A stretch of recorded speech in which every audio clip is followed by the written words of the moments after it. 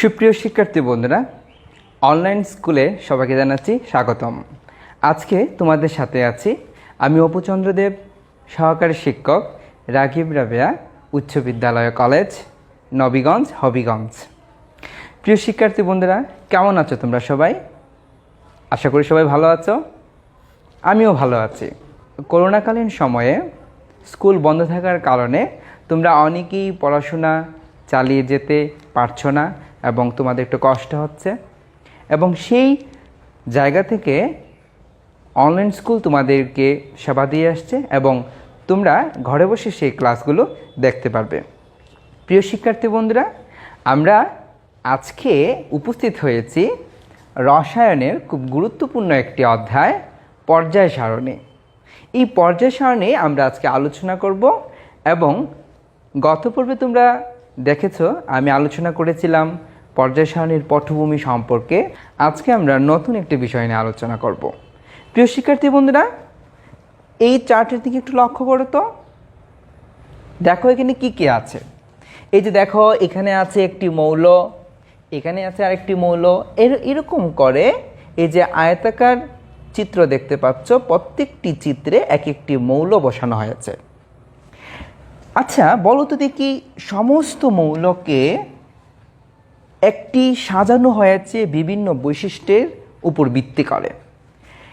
তারপরে আরেকটা জিনিস তোমরা লক্ষ্য করো, এখানে আমরা সমস্ত কিছুতে কিন্তু একই ধরনের মৌল দেখতে পাচ্ছি না। এই যে এটাতে একটি মৌল, এটাতে আছে, এই লাইনে আছে দেখো দুটি মৌল, এই লাইনে আছে 1 2 3 4 5 6 7 8টি মৌল, পরেরটাতে 8টি মৌল, এরপরটাতে আছে আবার বিভিন্ন রকম সংখ্যার মৌল। আমরা এই যে মৌলসমূহকে আমরা সাজিয়েছি একটি সারণীতে।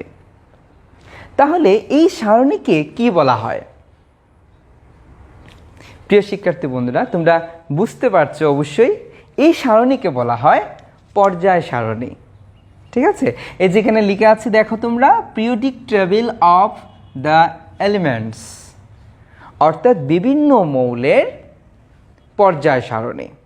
তাহলে প্রিয় শিক্ষার্থী বন্ধুরা, এই যে মৌলসমূহ আছে, মৌলসমূহকে কিছু বৈশিষ্ট্যের উপর ভিত্তি করে যদি আমরা একে সুন্দরভাবে একটি সাজানো সারণীতে উপস্থাপন করতে পারি, তাহলে কিন্তু আমরা একে পর্যায় সারণী বলবো। ঠিক আছে, তাহলে প্রিয় শিক্ষার্থী বন্ধুরা, আজকে আমরা দেখব এই পর্যায় সারণীর বিভিন্ন বৈশিষ্ট্য, অর্থাৎ কি কি বৈশিষ্ট্য ফলো করে এই পর্যায় সারণী তৈরি করা হয়েছে। ঠিক আছে, তাহলে আজকের ক্লাসের শুরু থেকে একদম শেষ পর্যন্ত আমার সাথে থাকবে এবং খুব ভালোভাবে বোঝার চেষ্টা করবে। আশা করি পর্যায় সারণী তোমাদের কাছে অনেকটাই সহজ মনে হবে। প্রিয় শিক্ষার্থী বন্ধুরা, আমরা এখানে দেখতে পাচ্ছি এই যে মৌলসমূহ আছে, এই মৌলসমূহগুলোর মধ্যে প্রথমে আমরা দেখতে পাচ্ছি এখানে আছে হাইড্রোজেন, ওখানে আছে হিলিয়াম, এখানে আছে লিথিয়াম, বেরিলিয়াম, বোরন ইত্যাদি ইত্যাদি। যাই হোক, এই মৌলগুলো তো আছেই।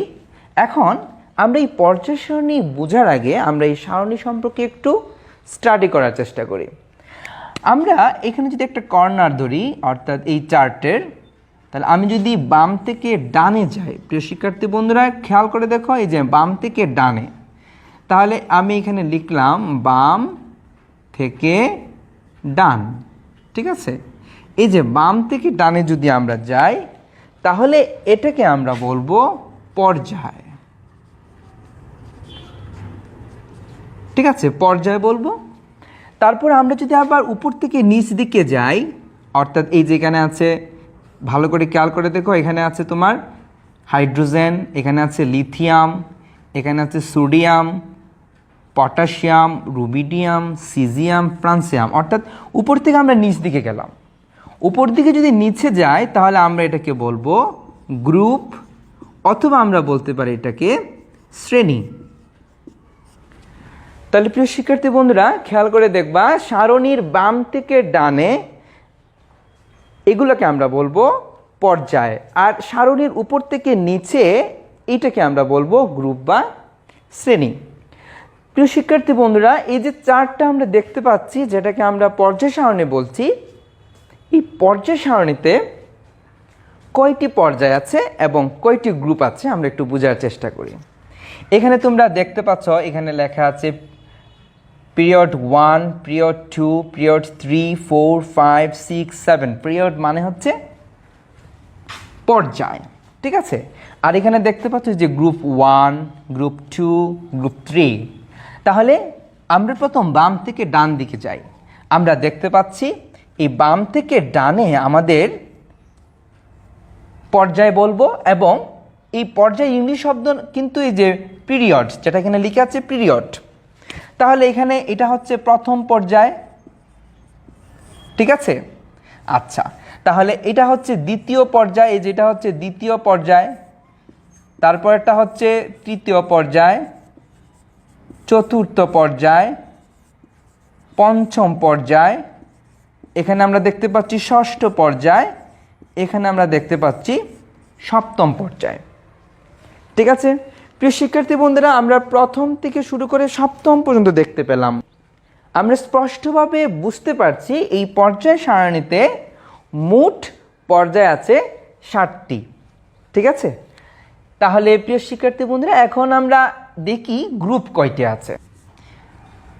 এই যে এখানে আমরা দেখতে পাচ্ছি 1 নাম্বার গ্রুপ, এখানে আমরা দেখতে পাচ্ছি 2 নাম্বার গ্রুপ, তারপর এই যে এখানে আমরা দেখতে পাচ্ছি 3 নাম্বার গ্রুপ, তারপর এই যে 4 নাম্বার, এইভাবে 5, 6, 7, 8 করে আমরা 9, 10, 11, 12 নাম্বার, 13, 14, 15, 16, 17 নাম্বার এবং লাস্টে আমরা দেখতে পাচ্ছি 18 নাম্বার। তাহলে প্রিয় শিক্ষার্থী বন্ধুরা, আমরা খুব ক্লিয়ার হয়ে গেলাম যে পর্যায় সারণীতে এই যে পর্যায় আছে কয়টি, পর্যায় সারণীতে পর্যায় আছে 7টি, এবং আমরা আরও স্পষ্ট হয়ে গেলাম গ্রুপ আছে 18টি। তাহলে এই মৌলসমূহকে আমরা সাজাবো 7টি পর্যায়ে এবং 18টি গ্রুপে। এই যে 7টি পর্যায় এবং 18টি গ্রুপে যখন আমরা সাজাবো মৌলসমূহকে, তখন সুন্দর একটা সারণী তৈরি হয়ে যাবে। তাহলে প্রিয় শিক্ষার্থী বন্ধুরা, আমরা যে এই মৌলগুলোকে সাজাবো বিভিন্ন পর্যায়ে এবং গ্রুপে কিসের ভিত্তিতে? গত পর্বে কিন্তু আমি তোমাদেরকে বলেছিলাম, একটু চিন্তা করে দেখো যে কিসের ভিত্তিতে আমরা মৌলসমূহকে এই পর্যায় সারণীতে স্থাপন করব। তাহলে প্রিয় শিক্ষার্থী বন্ধুরা, আমরা দেখতে পাচ্ছি এখানে একটু খেয়াল করে দেখো, এখানে দেওয়া আছে 1, এখানে আছে 2, এখানে দেখো আছে 3, 4, তারপর আছে 5, 6, 7, এরকমভাবে একদম আছে 118টি। তাহলে প্রিয় শিক্ষার্থী বন্ধুরা, আমরা আরও স্পষ্ট হয়ে গেলাম এই পর্যায় সারণীতে সর্বমোট মৌল আছে 118টি। তো শুরু হয়েছে কিন্তু হাইড্রোজেন থেকে এবং শেষ হয়েছে লরেন্সিয়াম এ। তাহলে প্রিয় শিক্ষার্থী বন্ধুরা, এখানে একটা জিনিস খেয়াল করো যে এই যে 1 নম্বর মৌল থেকে শুরু হয়েছে এবং 118 নম্বর মৌলে গিয়ে শেষ হয়েছে, প্রত্যেকটি মৌলকে যে কোনো একটি কিছুর ভিত্তিতে সাজানো হয়েছে, এবং সেটি আমি তোমাদের কাছে প্রশ্ন রাখছি যে কিসের ভিত্তিতে মৌলসমূহকে সাজানো হলো। অবশ্যই গত পর্বে যারা ক্লাস করেছে তারা উত্তরটি দিতে পেরেছ, এবং গত পর্বে আমি এই বিষয় নিয়ে খুব বিস্তারিত আলোচনা করেছিলাম যে প্রথমে যখন প্রোটন সংখ্যা আবিষ্কার হয়নি, তখন পারমাণবিক সংখ্যাও কিন্তু আবিষ্কার হয়নি, তখন ছিল শুধুমাত্র পারমাণবিক ভর।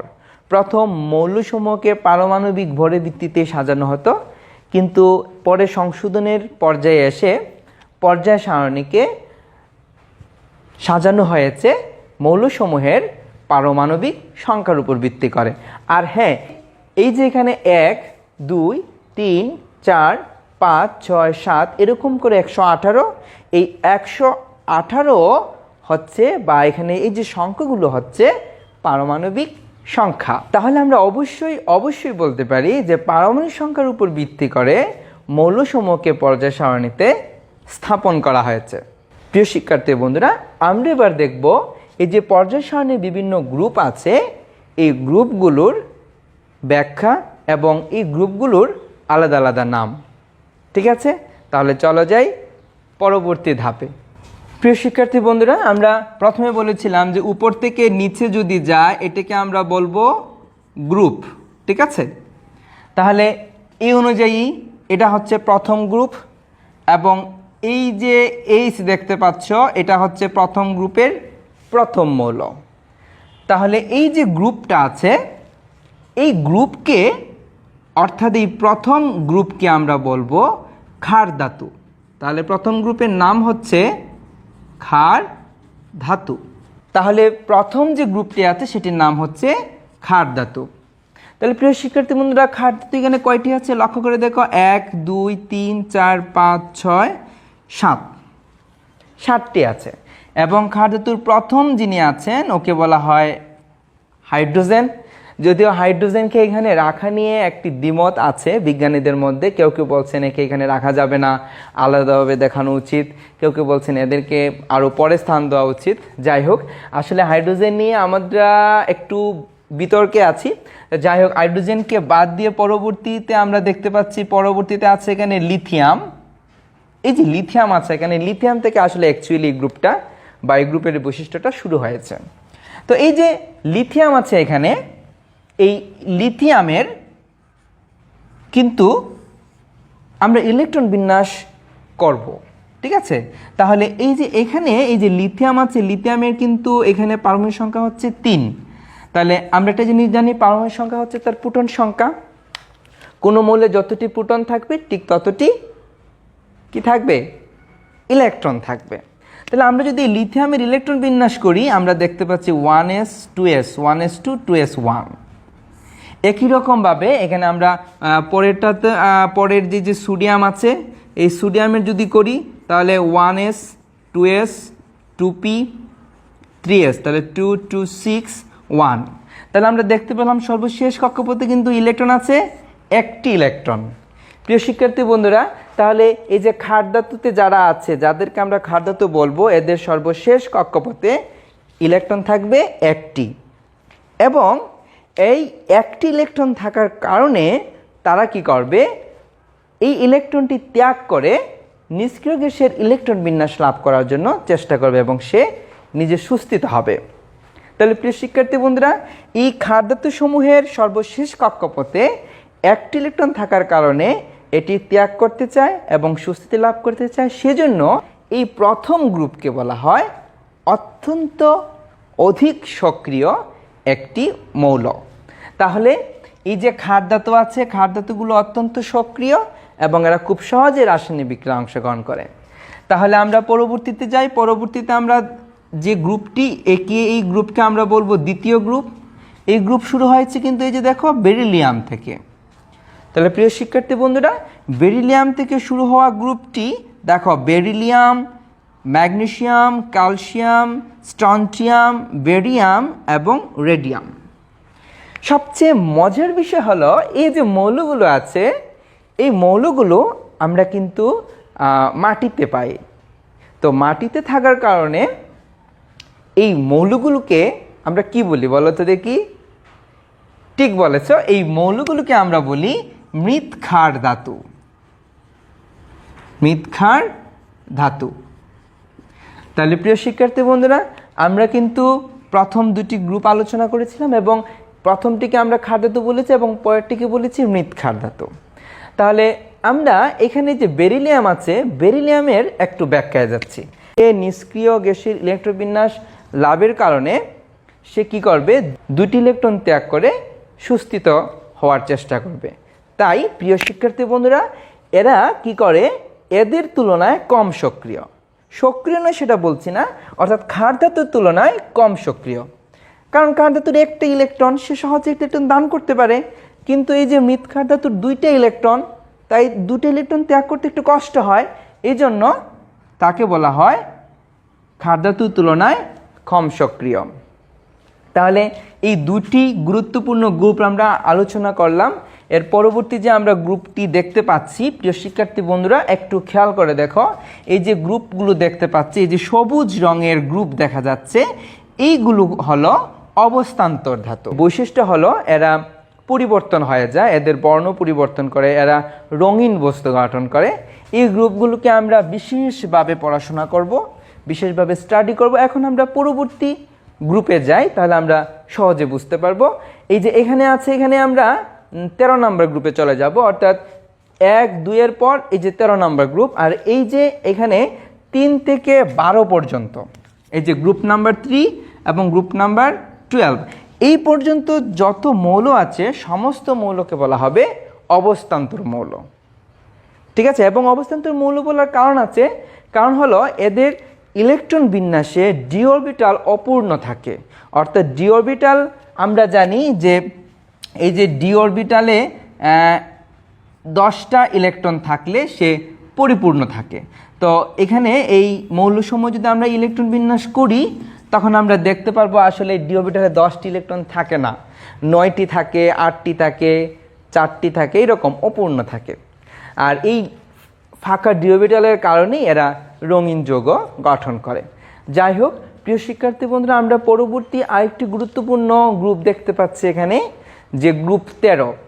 এটির বিশেষ কোনো নাম নেই। এখানে আমরা দেখতে পাচ্ছি এখানে আছে বোরন, এখানে আছে অ্যালুমিনিয়াম, গ্যালিয়াম, ইন্ডিয়াম, থ্যালিয়াম, নিহোনিয়াম।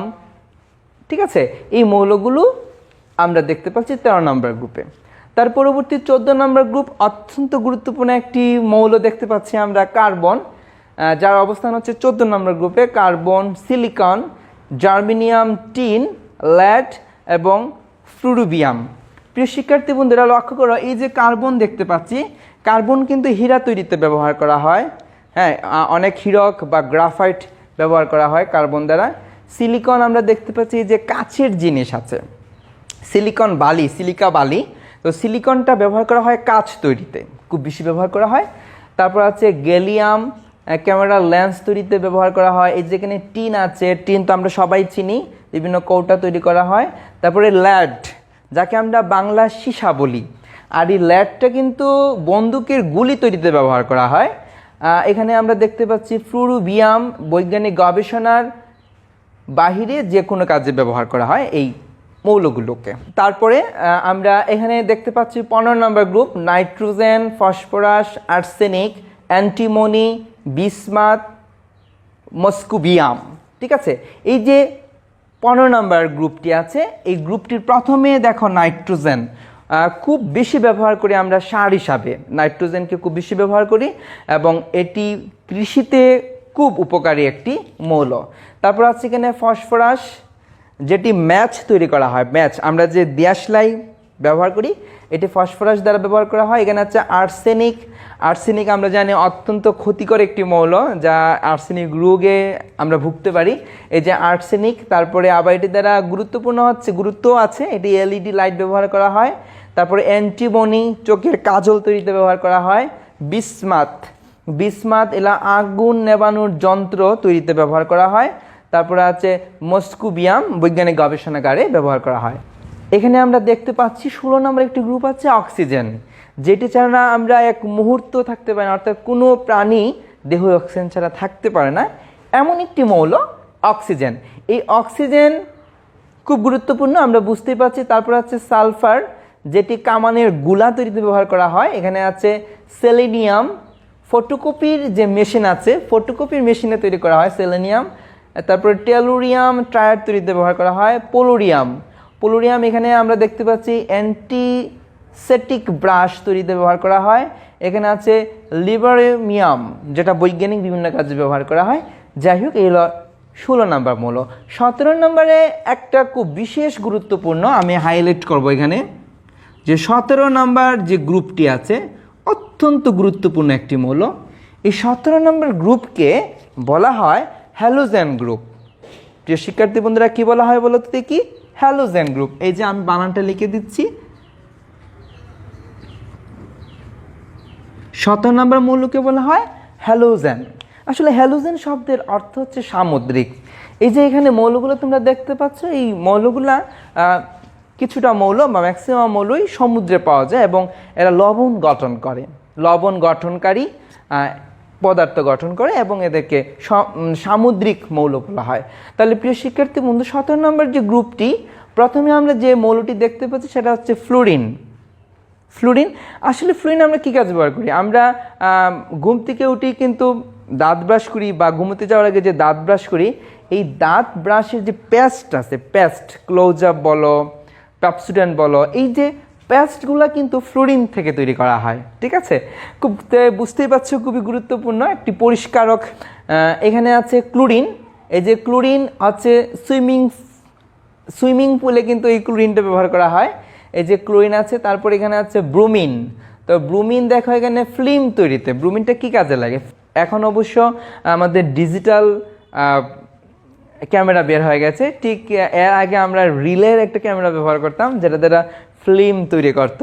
তারপরে এখানে দেখো আয়োডিন আছে। এই যে আয়োডিন খুব গুরুত্বপূর্ণ একটি মৌল আয়োডিন। এই আয়োডিন কিন্তু আমাদের দেহে বিভিন্ন রোগ প্রতিরোধ করে, হ্যাঁ, এবং ভিটামিন হিসেবে কাজ করে। এই যে আয়োডিন, এটা লবণের মাধ্যমে যদি আমরা খাই তাহলে আমাদের অনেক রোগ, যেমন গলগণ্ড রোগ ভালো হয়ে যায় বা না হওয়ার সম্ভাবনা থাকে। তারপরে আমরা দেখতে পাচ্ছি অ্যাস্টেটিন হলো তেজস্ক্রিয় ওষুধ তৈরিতে ব্যবহার করা হয়। তারপরে একটা আছে টেনেসাইন, একটি যৌগ বৈজ্ঞানিক গবেষণায় অনেক ব্যবহার করা হয়। তাহলে প্রিয় শিক্ষার্থী বন্ধুরা, এই গ্রুপগুলোকে আমরা বলবো হ্যালোজেন গ্রুপ, এবং এরা খুব সহজে এই যে ক্ষার ধাতু আছে এবং এই যে তোমরা দেখতে পাচ্ছ যে মিথখান ধাতু আছে, এদের সাথে বিক্রিয়া করে লবণ গঠন করে। ঠিক আছে প্রিয় শিক্ষার্থী বন্ধুরা, পরবর্তী যে গ্রুপটি আছে সেই গ্রুপটি অত্যন্ত গুরুত্বপূর্ণ। এই গ্রুপের একটি বিশেষ নাম আছে। এই গ্রুপের নাম হলো নিষ্ক্রিয় মৌল, অর্থাৎ এই গ্রুপের যে মৌলসমূহ আছে এদেরকে বলা হয় নিষ্ক্রিয় মৌল। তো অনেকে আসলে ভাবছো যে নিষ্ক্রিয় মৌল, আসলে এটা গুরুত্ব থাকার কথা না। আসলে বিষয়টা এরকম না। যেমন আমরা জানি যে বিদ্যা অমূল্য ধন, ঠিক আছে? তার মানে কি বিদ্যার কোনো মূল্য নেই? এটা না, কিন্তু বিদ্যার এত মূল্য যে আমরা বিদ্যাকে টাকা দিয়ে কিনতে পারবো না। আসলে এখানে নিষ্ক্রিয় মূল্য মানে হচ্ছে এদের সর্বশেষ কক্ষপথ ইলেকট্রন দ্বারা পূর্ণ, অর্থাৎ ইলেকট্রন দ্বারা পূর্ণ হওয়ার কারণে তারা কোনো রাসায়নিক বিক্রিয়ায় অংশগ্রহণ করার প্রয়োজন পড়ে না। তো নিষ্ক্রিয় মানে হচ্ছে তারা এতই স্বয়ংসম্পূর্ণ যে তাদের কারোর উপর নির্ভর করতে হয় না, এবং কারোর সাথে বিক্রিয়া করে তাকে সুস্থিতি অর্জন করতে হয় না, সে নিজেই সুস্থিতি একটা মৌল। তো যেহেতু কোনো রাসায়নিক বিক্রিয়া অংশগ্রহণ করে না, রাসায়নিকভাবে নিষ্ক্রিয়, এই গ্রুপকে বলা হয় নিষ্ক্রিয় গ্রুপ, এবং এটি 58 নম্বর গ্রুপ। আবার একে বিশেষভাবে বলা হয় শূন্য গ্রুপ। এর আরেকটি নাম আছে শূন্য গ্রুপ, আমরা অনেকেই শূন্য গ্রুপ নামে একে চিনি। এবং এখানে দেখি আমরা প্রথমে এই মৌলগুলো আমাদের মুখস্থ রাখতে হবে। এই যে প্রথমে আছে হিলিয়াম, দেখো প্রথমে আছে এখানে হিলিয়াম, তারপরে এখানে আমরা দেখতে পাচ্ছি আছে নিয়ন, তারপর এখানে আছে আর্গন, তারপর ক্র্যাপটন, জ্যানন, রেডন, অর্গানাইজেশন। তাহলে এখানে আমরা এই যে মৌলসমূহ আছে এই মৌলগুলো আমরা মনে রাখবো, এবং এরা রাসায়নিকভাবে নিষ্ক্রিয়। এখন এরা রাসায়নিকভাবে নিষ্ক্রিয়, এবং কেন নিষ্ক্রিয় বললাম? এদের সর্বশেষ কক্ষপথ ইলেকট্রন দ্বারা পূর্ণ, অর্থাৎ কারোর সাথে বিক্রিয়া করা কোনো প্রয়োজন পড়ে না, বরং এই সবাই কি করে তার মতো হতে চায়, কারণ সে তো সুস্থিত এবং তার সর্বশেষ কক্ষপথ ইলেকট্রন দ্বারা পূর্ণ, সুতরাং বুঝতেই পারছো অনেক সুস্থিত একটা মৌল। সবাই কি করে তার মতো হতে চায়, তার কারো মতো হওয়ার দরকার পড়ে না, তাই তারকে বলা হয় নিষ্ক্রিয় মৌল বা নিষ্ক্রিয় গ্যাস। প্রত্যেকটি গ্যাস, এই যে আমরা হিলিয়াম গ্যাস, নিয়ন গ্যাস, আর্গন গ্যাস, প্রত্যেকটি আমরা গ্যাস হিসেবে ব্যবহার করতে পারি। ঠিক আছে, তারপর এখানে আমরা দেখতে পাচ্ছি যে এখানে আছে নিয়ন, যেটার লাইট তৈরিতে ব্যবহার করা হয়। এই যে হিলিয়াম বেলুন, রঙিন বেলুন তৈরিতে ব্যবহার করা হয়। এখানে আছে ক্রিপ্টন, যেটাকে আমরা ফ্ল্যাশ লাইট তৈরিতে ব্যবহার করি। এখানে আছে জ্যানন, লাইট হাউসে ব্যবহার করা হয়। টিউমার ক্যান্সার নিরাময় ব্যবহার করা হয়। এই যে রেডন, থেরাপি, বিভিন্ন থেরাপি দেওয়া হয়। তারপরে অর্গানাইজেশন, বৈজ্ঞানিক গবেষণার কাজে ব্যবহার করা হয়। তাহলে আজকে আমরা দেখো গুরুত্বপূর্ণ কিছু গ্রুপ দেখলাম, এবং এখানে কিছু অবস্থান্তর মৌল বাকি হয়ে গেছে, এবং এগুলো আমরা পরবর্তী ক্লাসে আলোচনা করব। এবং তোমাদের একটা হোমওয়ার্ক আমি দিয়ে দিচ্ছি, সেটি হলো তোমরা আগামী দিন কি করবা, গ্রুপ 1, গ্রুপ 2 আর এখান থেকে শুরু করবা গ্রুপ 13, 14, 15, 16, 17 এবং 18 এই প্রত্যেকটা মৌল মুখস্থ রাখার। ঠিক আছে, মৌল কিন্তু মুখস্থ করার উপকারিতা আছে, সেটা হলো যেমন আমরা যদি এখানে বেরিলিয়াম, যেমন আমি দ্বিতীয় গ্রুপে গেলাম বেরিলিয়াম, এই বেরিলিয়ামের বৈশিষ্ট্য যদি আমরা জানি তাহলে কিন্তু এই গ্রুপের প্রত্যেকটা বৈশিষ্ট্য ঠিক বেরিলিয়ামের মতো হবে। ঠিক আছে, আমি যদি এখানে এই যে বোরনের বৈশিষ্ট্য জানি তাহলে কিন্তু ম্যাক্সিমাম রাসায়নিক বৈশিষ্ট্য বোরনের মতো হবে, মিল পাওয়া যায়। এই জন্য আমরা গ্রুপগুলো মুখস্থ রাখার চেষ্টা করব। তাহলে প্রিয় শিক্ষার্থী বন্ধুরা, আশা করি ক্লাসটি তোমাদের অনেক উপকারে আসবে এবং তোমাদের কাজ দিয়ে দিলাম প্রত্যেকটি গ্রুপ এবং পর্যায় সারণীর 1 থেকে শুরু করে এই যে এখানে কমপক্ষে এখানে যে 30টি মৌল তোমাদের মুখস্থ রাখতে হবে, নইলে রসায়ন পড়া হবে না। ঠিক আছে, তাহলে এই হলো তোমাদের হোমওয়ার্ক এবং আশা করি আগামী ক্লাসে আমি আরও ভালো কিছু ভিডিও টিউটোরিয়াল দেখাবো, তোমরা আমাদের সাথে থাকবে। সবাইকে আবারও ধন্যবাদ, ভালো থেকো, সুস্থ থেকো।